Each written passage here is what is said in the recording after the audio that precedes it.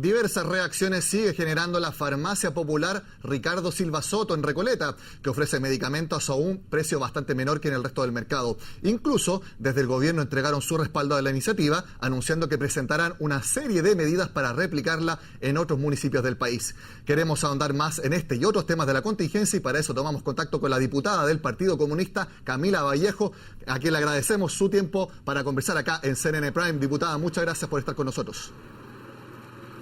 Muchas gracias a usted, Nicolás, por el contacto. Diputada, bueno, el alcalde Jadwe de Recoleta es del Partido Comunista, al igual que usted. Me imagino entonces que la actividad que usted tuvo en su distrito, en la comuna de La Florida, tiene que ver también con un apoyo explícito a que también esta farmacia popular no solamente esté en Recoleta, sino que también en La Florida y en otras comunas del país. Bueno, efectivamente nosotros queremos que sea impulsada en todos los municipios del país, es decir, que sea una realidad a nivel nacional y obviamente la tarea, al menos que me compete a mí como representante de la Comuna de La Florida, es empujar que esta iniciativa también sea parte de la agenda de la municipalidad de La Florida, independientemente de que el alcalde sea UDI o ex UDI, por lo que anunció hace poco tiempo atrás. Y nosotros hemos organizado esta actividad con la Junta de Vecinos número 9, con distintas organizaciones sociales, con el concejal David Peralta y invitamos también al alcalde y a los distintos funcionarios de la municipalidad para que pudieran de alguna manera interiorizarse mucho más con este proyecto, con esta experiencia y la pudieran replicar acá en la comuna porque es una atribución de la municipalidad, no de la Diputación.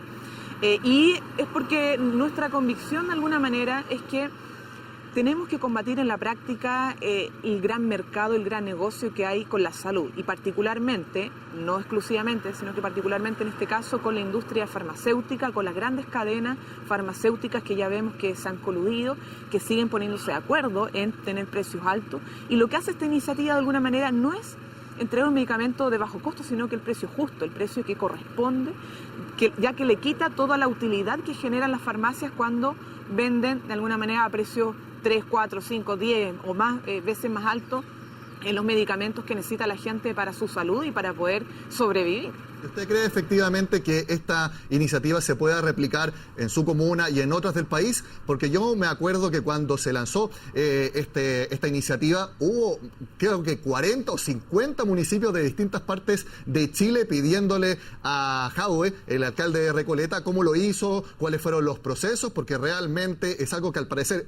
municipios, no solamente con alcaldes del sector político, de Jadwe o de ustedes, diputadas, sino que transversalmente quieren replicarlo en sus zonas.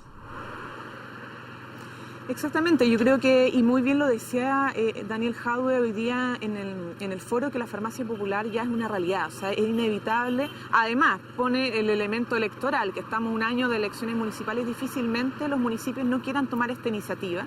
Y ojalá puedan no solamente ser los municipios, sino que podamos ampliarlo más cooperativa, la Junta de Vecinos, que puedan actuar de la manera que actúa hoy día el municipio para poder comprar directamente a Senabas o adquirir más bien los productos por parte desde Senabas. Entonces, esto yo creo que se está ampliando, va a ser una realidad en poco tiempo. Ahora, el debate está centrado en que si va a ser farmacia popular o van a ser farmacias municipales focalizadas desde la perspectiva subsidiaria, es decir, que van a poner, por ejemplo, requisitos a las personas que acceden a los municipios para poder comprar estos medicamentos a precio justo. Algunos ya han manifestado, por ejemplo, de alcaldes de la UDI o de derecha, de Renovación Nacional, o sea, los de derecha, diciendo que quieren hacer estudios para que sean algunos medicamentos y sean para algunas personas, es decir, por una concepción per cápita. Y eso puede ser complejo porque pierde el carácter de derecho universal que se le quiere dar con la farmacia popular de Recoleta. Es decir, que independientemente si tú estás en FONASA, estás en ISAPRE, tienes ficha de protección social o no, además que se va a eliminar la ficha de protección social, pero independiente de esos elementos, tú puedas, como cualquier otro ciudadano de habitante de ese municipio, acceder a estos medicamentos a precio justo, generando no solamente un alivio tremendo al bolsillo de la familia, sino que garantizando que esas personas no se prolongue su enfermedad o en algunos casos evitar su muerte. Diputada, ¿qué le parece el reclamo de los representantes de las pequeñas farmacias? ¿Qué es lo que han dicho? que ellos no tienen las espaldas ni el tamaño de las grandes cadenas para ir directamente a los laboratorios y encontrar precios bajos para los medicamentos. Y lo que han reclamado es que los municipios estarían ocupando platas, obviamente, del municipio, de ese presupuesto para hacer eso. Entonces, ellos lo encuentran también como una competencia desleal. ¿Usted cree que algo de razón tienen en ese reclamo? No, mira, es que, a ver, la concepción nuestra es que lo que hay que garantizar es la salud de las personas y no la del mercado. Y si hay un privado que tomó una iniciativa de negocio, emprendimiento en materia de medicamentos, está bien, está en su libertad de hacerlo, pero no puede exigir, cierto, que se le beneficie su negocio o no haya competencia, que además es difícil que se produzca, porque la localización de un municipio es particular y las farmacias pequeñas están distribuidas en distintos lugares y por lo tanto muchas veces es más fácil acceder a ellas que a la municipalidad. Pero más allá de eso, el foco central es la salud de las personas y nosotros no nos vamos a preocupar primero si hay una competencia o no, si esto afecta a un negocio farmacéutico o no, porque lo primero, la centralidad está en que las familias, las personas puedan acceder a los medicamentos a precio justo, a lo que corresponde y no con ese rango de utilidades. Ahora, pero esto no es, lo que señalan los pequeños, la verdad es que no están así, de hecho los beneficia, porque esta iniciativa abre el debate en torno a los intermediarios. Incluso la ministra está evaluando que no se requiere modificación legal para que incluso las pequeñas farmacias puedan comprar directamente a Cenabás y poder vender de alguna manera como hoy día lo va a hacer la Municipalidad de Recoleta, que a precio justo. Y además la Municipalidad de Recoleta no es que tenga la plata para poder levantar esta farmacia popular, lo que está invirtiendo es casi en gastos operacionales, son como 2 millones de pesos, que es muy poco. Entonces, yo creo que hay muchos mitos, hay muchas cosas que se han levantado, sobre todo para entorpecer esta iniciativa, que a todas luces yo creo que no se va a parar, que va a desarrollarse a nivel nacional y que esperamos que el fondo del debate sea lo principal, que es si vemos la salud como un derecho universal o seguimos concibiéndola como un elemento más del mercado donde se puede hacer negocio y por lo tanto lo único que hay que hacer es establecer ciertas regulaciones o garantizar ciertas competencias entre los mercados. Yo creo que no, nosotros somos partidarios de ver la salud como un derecho y por lo tanto todo municipio que quiera ser parte de esta iniciativa y ojalá podamos ampliar más a otras organizaciones cooperativas, que es la figura que utiliza el municipio para que esto sea una realidad que cubra todo el territorio nacional y ya el gran agobio, la gran angustia que viven miles de familias por no tener los recursos para acceder a medicamentos para tratar sus enfermedades sea una realidad del pasado y no del presente en nuestro país. ¿Usted apoyaría también entonces que eventualmente municipalidades como Las Condes o Vitacura, donde las encuestas, distintas mediciones señalan que vive la mayor cantidad de gente en promedio con recursos del país, también podrían ofrecer esta misma oportunidad? Bueno, los municipios, los alcaldes no han estado a disposición de esto y también depende de la voluntad política. Aquí nadie puede obligar a nadie, a menos que exista una ley a nivel nacional donde el Estado garantice que estas farmacias populares estén en todo el territorio nacional. Pero hasta el momento los alcaldes, por ejemplo, lo Barnechea, han dicho que ellos creen que es una... Incluso parlamentarios de la UDI en el Senado, Víctor Torres, han dicho que esto es una medida populista, que ellos prácticamente regalan ya los medicamentos. El tema es a quienes se lo regalan si es por la vía de los consultorios. No, porque en el caso de Recoleta también a través de los consultorios se entregan medicamentos, pero no son todos los medicamentos que se necesitan y no son para toda la gente que los requiere. Por lo tanto, yo creo que esto es importante y no pensarlo necesariamente, porque el tema de la salud es tan complejo. Si hoy día una persona gana 1 millón de pesos, 2 millones, incluso póngale la cifra que quiera, pagar tratamientos de alto costo significa aún así para esas familias no poder pagarlos, porque son de 5 millones mensuales, son tratamientos carísimos. Entonces,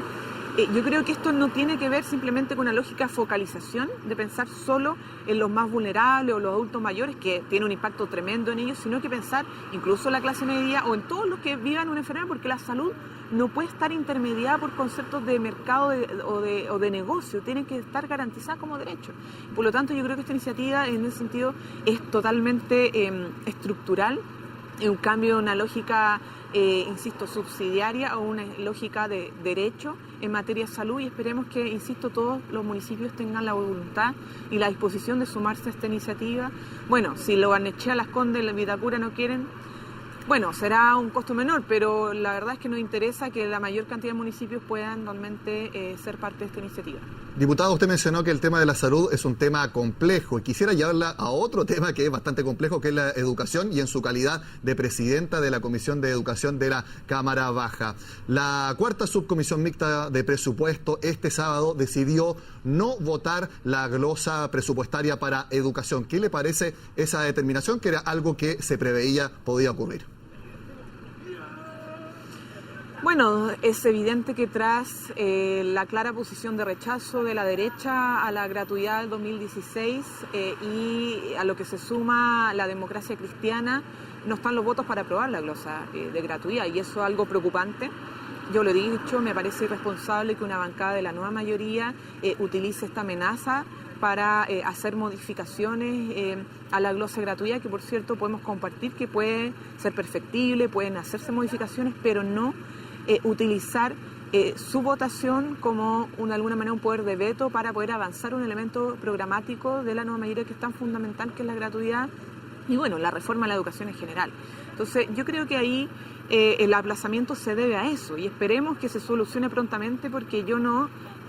soy partidaria y creo que sería, insisto, muy irresponsable que el día lunes, por ejemplo, se rechazara la glosa de gratuidad simplemente porque la democracia cristiana quiere que INACAP ingrese o estudiantes que pertenecen a instituciones que hoy día son con fines de lucro. Y eso, insisto, yo creo que hay que meditarlo más. Yo creo que llamaría a la democracia cristiana e incluso al gobierno a encontrar un punto de convergencia en la línea que se ha discutido del programa, es decir, gratuidad pero con regulación, no simplemente entregando recursos a instituciones en un marco de negocio, de lucro y de abuso,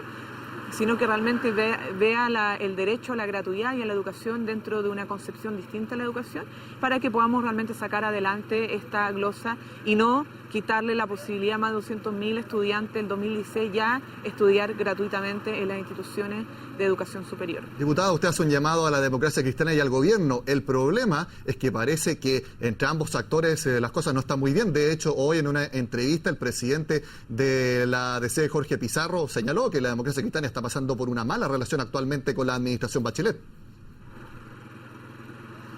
Bueno, porque yo creo que hay un problema en convicciones. El programa es bastante claro, los criterios que establece la glosa de gratuidad, además, es lo que está pidiendo hoy día la democracia cristiana en su documento. Si ustedes tuvieron la oportunidad de leerlo, al menos yo lo revisé, y lo que ellos señalan es que quieren que todos los estudiantes más vulnerables estudien gratuitamente, en este caso lo de los 5 primeros deciles, en aquellas instituciones que estén acreditadas y sean sin fines de lucro. Y la verdad es que esos 2 requisitos, o sea, 3 requisitos, ser vulnerable en institución acreditada y sin fines de lucro, ya lo cumple la glosa de gratuidad. Entonces, ¿qué es lo que está detrás? Es que quieren que instituciones, centros de formación técnica, institutos profesionales, que hoy día no son sin fines de lucro, sino que tienen personalidad jurídica con fines de lucro, pasen rápidamente a ser sin fines de lucro para que estén contemplados en la glosa de gratuidad. Pero ese traspaso no es una cuestión netamente administrativa que se hace de un momento a otro. Requiere una modificación legal, requiere un proceso, no es fácil, es complejo, y por lo tanto no pueden, insisto, utilizar, de mi punto de vista, esta amenaza para incorporar, por una cuestión que es muy difícil, a una institución en particular, o una institución que son las que hoy día están haciendo más presión, cuestión que nunca la vimos antes, pero ahora sí, para ingresar a recibir los recursos que el Estado va a propiciar en materia de gratuidad. Entonces, yo creo que hay obviamente un problema, pero que no es necesariamente del gobierno, más bien de una bancada que está estirando demasiado el mantel,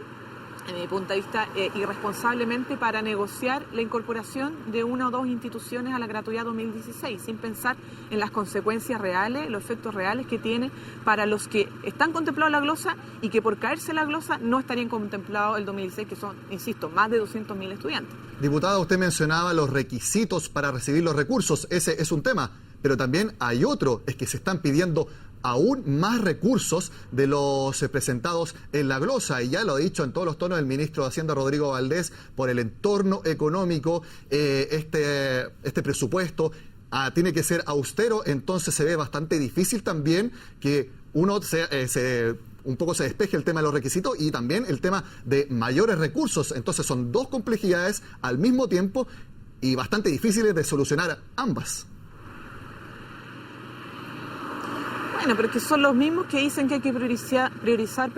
en educación inicial antes que en gratuidad, y hoy día piden más recursos en gratuidad. Entonces uno no entiende cuál es finalmente la intención real que hay detrás de todo esto. Más allá de que uno comparta el tema de que Chile no tiene en estos momentos más recursos que disponer o no, yo creo que hay que sacarle, por ejemplo, más a las Fuerzas Armadas, por todo este caso, por ejemplo, de Milico Gate, donde le seguimos entregando recursos por concepto de ley reservada al cobre a instituciones, no sabemos cómo están utilizando esos recursos. Entonces, bueno, más allá de eso, yo creo que hay algo que no se entiende en esto de cuál es realmente la convicción y la lealtad de la democracia cristiana en el avance de la gratuidad 2016 en la línea que establece el programa. No se le está pidiendo ni más ni menos, solamente la línea que establece el programa. Podemos tener críticas y nosotros lo hemos dicho, queremos por ejemplo eliminar el AFI para que esos recursos se redistribuyan y hemos hecho propuestas en esa materia, pero no vamos a amenazar la posibilidad de avanzar en gratuidad el 2016 simplemente porque no se nos está concediendo lo que queremos. Diputada, quisiera llevarla a otro tema y tiene que ver un poco con la arista en las relaciones entre Chile y Perú. ¿Qué le parece la decisión del gobierno de Ollanta Humala de crear un nuevo distrito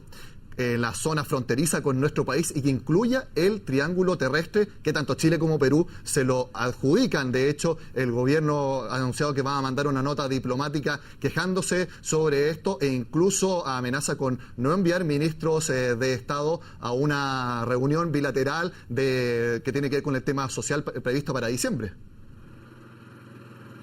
No, mira, Nicolás, perdóname, yo para ese tema creo que hay que ver exactamente lo que dijo el gobierno de Perú. Me parecería irresponsable de mi parte emitir un juicio de valor en torno a lo que está pasando en esta materia. Lo que sí yo creo, y nuestro partido ha sido la posición de que este tema evidentemente involucra a Perú, o sea, la situación con Bolivia y Chile va a involucrar a Perú, lo está haciendo, y por lo tanto el llamado, como han hecho muchas otras organizaciones e instituciones, incluso el Papa, a que esto se solucione dialogando, conversando, porque el bien fundamental que tenemos que resguardar son las buenas relaciones internacionales entre países que son hermanos, no para favorecer a uno más que otro, sino que para favorecernos mutuamente en los distintos pueblos en materia económica, en materia cultural, que tiene que ver con la integración. Entonces, yo no me adelantaría a hacer una opinión tajante en esto que tú me preguntas porque necesito más elementos para aquello. Última pregunta, diputada, tiene que ver con el fin del paro en el registro civil. Independiente de los acuerdos, de los puntos, de un proyecto de ley que se tendría que discutir para ver el tema de las remuneraciones en ese registro, el gobierno ya ha dicho que por los días no trabajados se van a hacer descuentos e incluso no descartan despidos. ¿Qué opina si el gobierno llegara a tomar esa medida, que a mí me parecería inédita, porque algo que no sucede cuando ocurren estos paros es que no se descuentan los días y tampoco hay despidos en el servicio público? Sí, yo creo, siendo suave en esto, creo que el gobierno no actuó de la mejor manera para, de alguna manera, resolver o atender al paro del registro civil. Ya las consecuencias han sido bien complejas porque el mantenerlo por tanto tiempo el paro en su extensión, producto de la no disposición inicial del gobierno a dialogar, ¿ya?, que fue bastante tardía, ha generado una sensación de malestar social profundo que ha puesto en veredas contrarias a trabajadores, ¿sí?, los que se van a atender, quieren atenderse y hacer sus trámites en el registro civil versus los que están demandando mejores condiciones laborales dentro del registro civil. Y eso yo creo que tiene un impacto social muy negativo, que debió haberse previsto por parte del gobierno y por lo tanto también haberse allanado a dialogar desde antes. Y ahora este anuncio, o sea, más allá de lo inconsistente que parece ser, genera reemplazos cuando se está discutiendo el no reemplazo en huelga en el Parlamento, y además hoy día el tema de los descuentos, el tema de las desvinculaciones, creo que es un cuarto error político en lo que ha sido el tratamiento político desde el Ministerio del Interior o del gobierno con el conflicto en el registro civil. Diputada, una última pregunta, sí, por lo que acaba usted de decir. ¿Le parece entonces una inconsistencia que el gobierno promoviera reemplazo durante una huelga, sea ilegal o no, en el registro civil, teniendo en cuenta que uno de los puntos principales de la reforma laboral es que no haya reemplazo en huelga. Eso entonces le puede quitar poder político al gobierno en esa discusión en particular de la reforma laboral, teniendo en cuenta que hay varios personeros de la nueva mayoría que no están de acuerdo con quitar el reemplazo en huelga. A ver, yo creo que la necesidad del mundo de los trabajadores de poder avanzar en derechos que más están garantizados en casi todos los países desarrollados, incluso capitalistas, que es el derecho a la sindicalización, el derecho a huelga y el terminar con los reemplazos en huelga para tener una huelga efectiva es más fuerte. Y eso se va a seguir empujando y no me cabe la duda que todas las organizaciones de trabajadores, incluyendo en primera instancia la Central Unitaria de Trabajadores, van a estar en primera fila empujando que esto se garantice, ¿ya? Independientemente de lo que ha pasado con el registro civil. Ahora, yo creo que entiendo, hay un tema que es bien complejo, que tiene que ver con trámites que son de suma urgencia para ciudadanos y de los cuales dependen si no se realizan, hay impactos que son que no se pueden medir. Y por lo tanto, ahí, claro, hay una discusión que dar en aquellos casos específicos donde tienen que producirse ciertos reemplazos para garantizar derechos mucho más fundamentales desde el punto de vista de la vida de las personas u otros. Entonces, en esas excepciones se podría entender, pero como política, ¿cierto?, de generar un reemplazo generalizado en el registro civil, antes que tener la disposición y la voluntad de dialogar, me parece que fue un acto totalmente errado. Y ahora, obviamente, saludar y celebrar que se haya llegado a acuerdo, pero ojalá se baje la amenaza en el sentido de los descuentos y las desvinculaciones. Camila Vallejo, diputada del Partido Comunista, muchas gracias por conversar de distintos temas con CNN Prime. Bueno, muchas gracias a ustedes. Hasta luego.